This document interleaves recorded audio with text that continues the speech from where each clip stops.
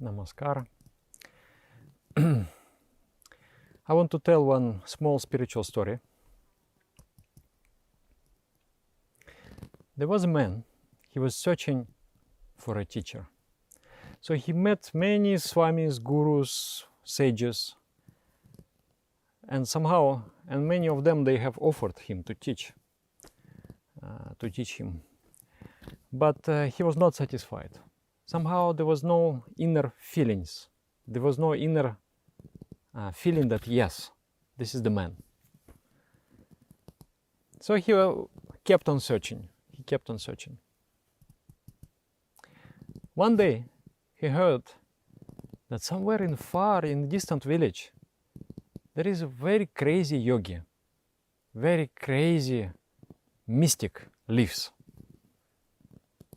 And everybody is scared of him. And that rang the bell. He felt like, this must be mine. So he went. He embarked on a journey, he went there. Then in the village he inquired. They say, oh, no. This is, a witcher is a kind of, like the what do you call it? A witch, the warlock. And we are all afraid of him. There are rumors saying that he is eating human flesh and drinking human blood. So we don't want to go there. He said, okay, you bring me to the point where you're not afraid, and from that point I will go myself. So he went, and he felt a little bit, very creepy and very scary. But his inner heart, inner voice was telling him to go. Go ahead. So he came to the domain of this yogi, and that yogi started to shout, who are you? Why did you come here? I will drink your blood, I will devour your flesh. From your skull I will make a cup, and I will drink the blood from that cup. Get out of here until you can. So he was really terrified by that unfriendly shouting of that yogi. But at the same time, something inside of him was telling, go ahead. So he thought that, okay, it is so important for me to find the spiritual path. So either today I find the spiritual path, or maybe I die. But at least 50% chance that I find the spiritual path. So he went ahead. Then the yogi started to pick, like kind of mud stones. He started to pick some kind of soft stones and then throw on that man. So that mud was hitting him in a painful way, and again the doubt came in his mind. Maybe I should turn back. It's not yet too late. And again his inner voice was telling him, no, go ahead. So he went, and then he saw this guru, this yogi, big, tall, very big beard, fiery eyes, and beautiful. So he came to him, he bowed down, he touched the feet, and he said, I've been searching for you for so long. Please accept me. And then the beautiful smile came from the mustaches of that yogi. He said, actually, I'm not bad, but I try to make an impression so the people don't disturb me. But you have the heart of a true aspirant, so I will accept you. You will be my disciple. So I don't know where this story comes from. And I heard that this very same story somebody told to our guru, to my master. And then when he listened, he laughed. He said, I'm like this also.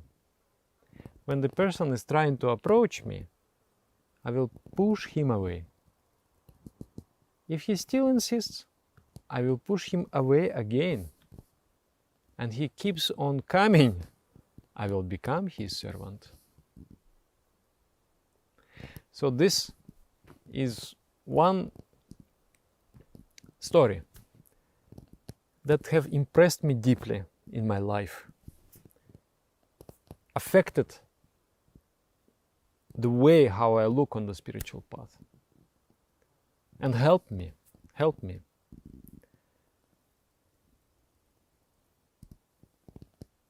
It is important.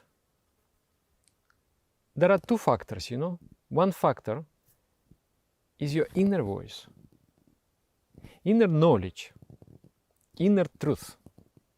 Another one is something from outside. The outside world, until you have conquered a certain attitudes of spirituality, the outside world is going to be against you. You are trying to make one step on the spiritual path, and then it creates the whirlpool in the external world. The entire external world comes into the movement and trying to stop you from doing that paths on the steps on the spiritual path.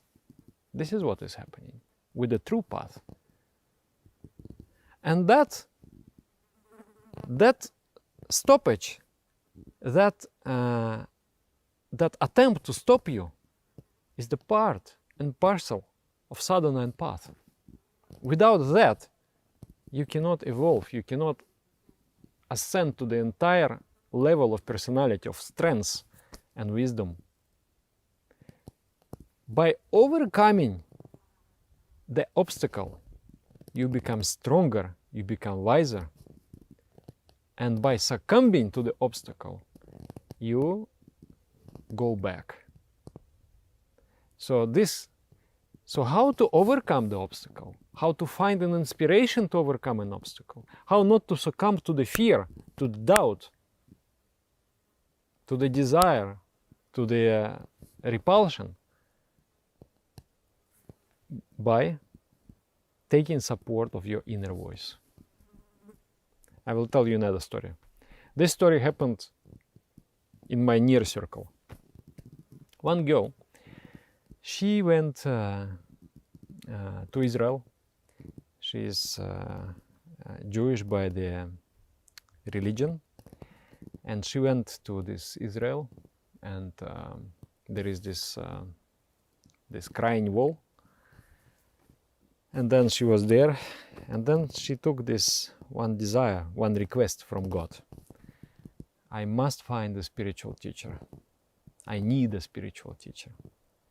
So when she came back to her country, immediately after 1 month maybe, she came across and she came to my lecture actually. So she was inspired, and then I inspired her to learn meditation.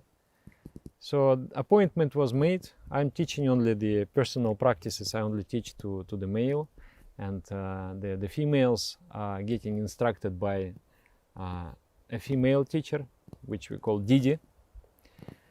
So the appointment was made, and we was in some apartment, in somebody's house, and that apartment was not so easy to find. And the entire area was a kind of slum, kind of ghetto, no? This not very, very respectable, not very fine area. So when she entered that area, she started to feel fear. She started to feel like, oh, maybe this doesn't look very good. Maybe I'm doing something wrong. Maybe this is not the right thing to do. So the doubts are storming in her mind. Then somehow she's searching. You cannot find address properly. Then finally she found. At the moment she found, old man comes to her and say, you know where you're going? Don't go there.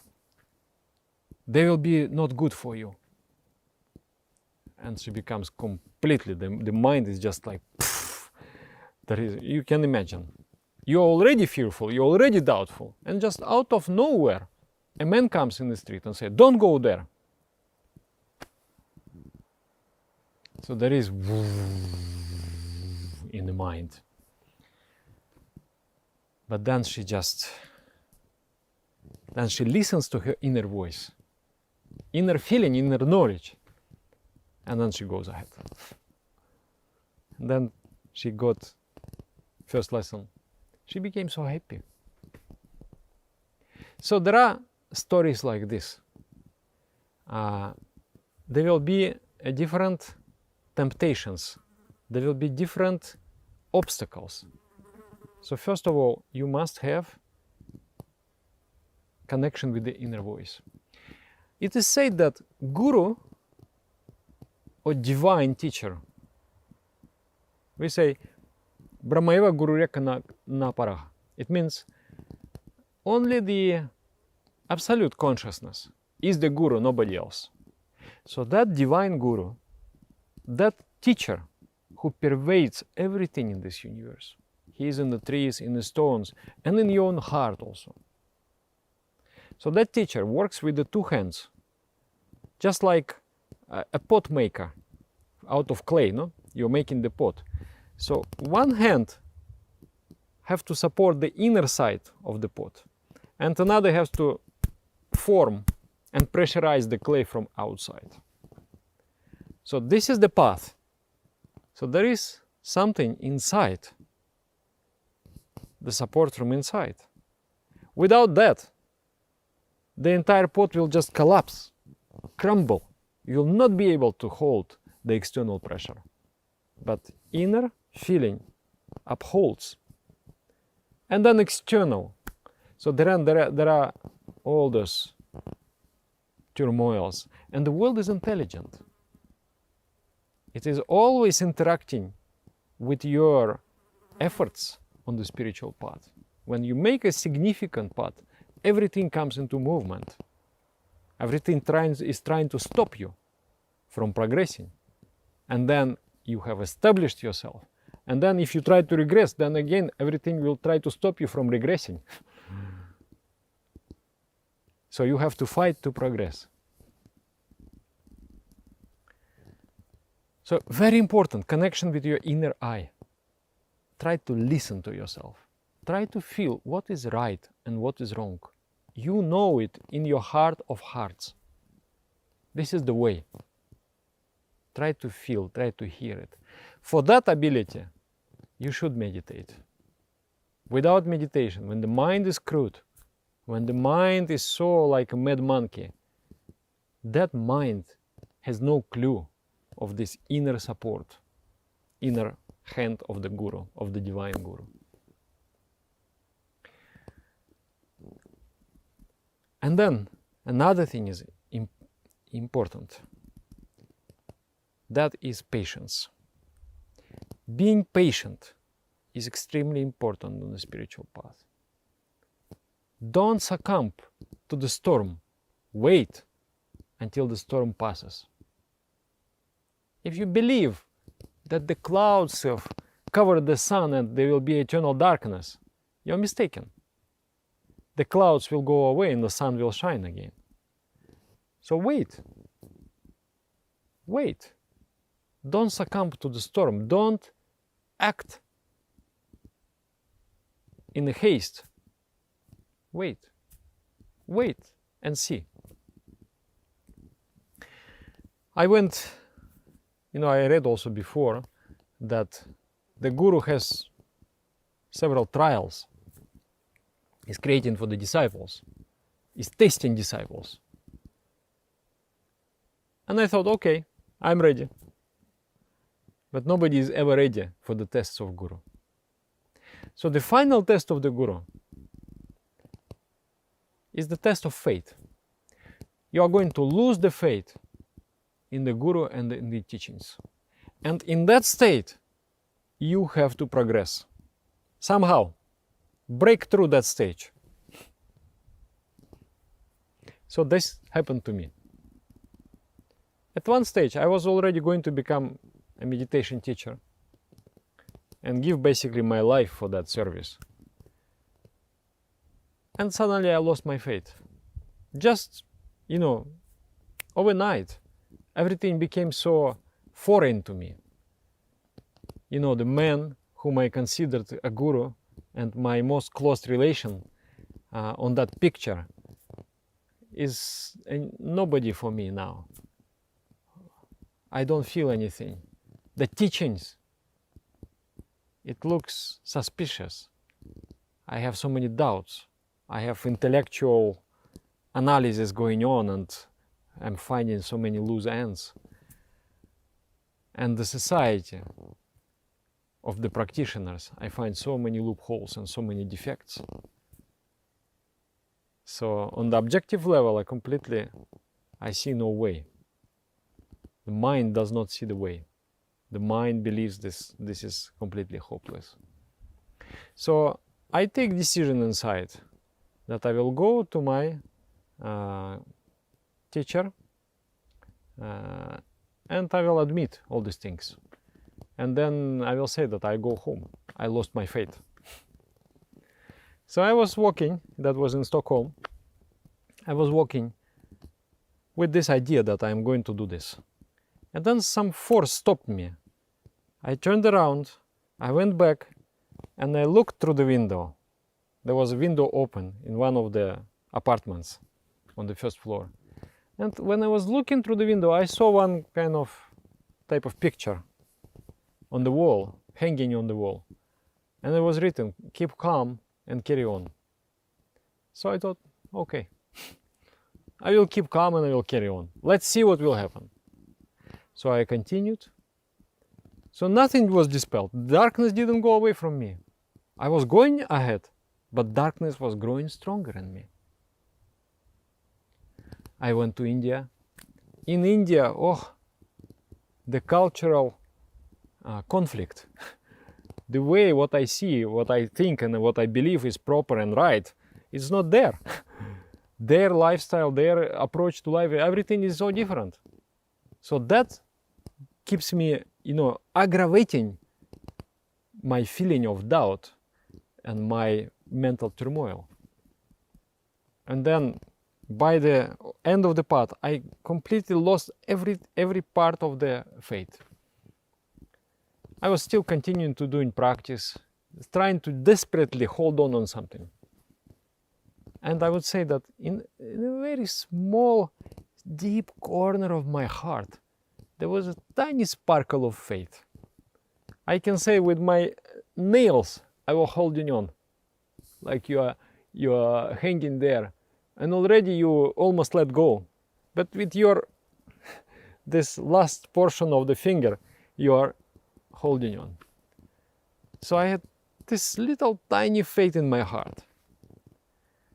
So then I prayed to Almighty, saying that, please, take away my intellect. My intellect has become my enemy. It does not help me to move forward on the spiritual path. Rather, it is pushing me out. And then I don't know what happened. I went into some kind of trance, in the state of trance. And I was out of my consciousness. I was doing meditation, and then I went into some kind of high state. When I came back from that, everything was different. There was no mind, there was no intellect, as I asked. There was nobody to think, to judge. But at the same time, there was a perception of truth. I just felt that, who am I? In that state, I asked myself, who am I? And I found out that I'm not the body. I'm not the mind. I'm not this person. Never been. What am I? I was, I am, I will always be. Eternal, divine, infinite love. That was such a tremendous realization. I was like, wow. I am that. Actually, I am that. So, and in that state, everything was so crystal clear and so simple. And the truth was just self-evident. So my faith came back 10 times more, not 10,000, but at least 10 times more. The faith came back to me after that experience.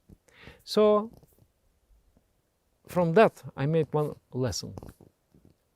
I took one lesson from that. It was half a year of torture for me. But one lesson was very important. Patience. Don't panic. Don't give in to your fears. Don't give in to your doubts. Don't give in to your pride. When you are judging the reality, you think this is right, this is wrong, this is right, this is wrong. Who are you? You have no idea. Your mind is so small to see the reality. Only in the state when the intellectual mind is gone, when the movements of the mind are gone, and then just you are so peaceful, at that time you can see and you can perceive the bigger picture and you perceive the truth. So be patient. Be patient. The clouds will go away and the sun will come out, for sure. So be patient. Listen to your inner voice. Be patient. This is very important. Understand that all those things, this is a game of Vidyá and Avidyá. Vidyá, the knowledge, belongs to the divine. And Avidyá, ignorance, belongs to the divine also. These two forces both are working for your enlightenment. Without obstacle, there will not be any progress. There will not be any realization. With each obstacles, you become higher. You attain a higher altitude, higher wisdom, higher power. But you should feel that inner hand of the Divine Master from inside supporting you. I just wish so much that you discover that ever-present force in you, the force of wisdom. Then after that you have nothing to fear. And you will be successful. At every step you are going to be successful. If you touch with the divinity inside. Namaskar.